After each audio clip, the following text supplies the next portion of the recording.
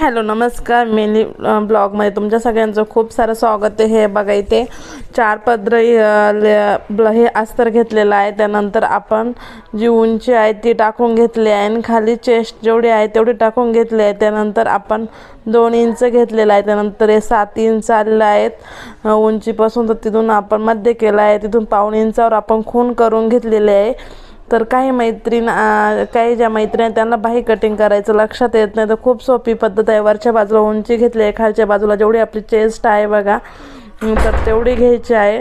त्यानंतर दंडखेरला खूण केलेली आहे। त्यानंतर पुढे 2 इंच मार्जिनसाठी ठेवलं। त्यानंतर रेष मारली आणि कटिंग करून घ्यायचं आहे। पहिल्यांदा 4 पदरावर कटिंग करून घ्यायचं आहे। 4 लेयर आहे बाहीच्या, तेव्हा 2 बाही तयार होतात, हे मात्र लक्षात ठेवायचं आहे। एक ताईंची कमेंट होती की बाही कटिंग समजली नाही, तर खूप सोपी पद्धत आहे। याचा डिटेल लॉंग व्हिडिओ पण आहे, जर आवडला असेल तर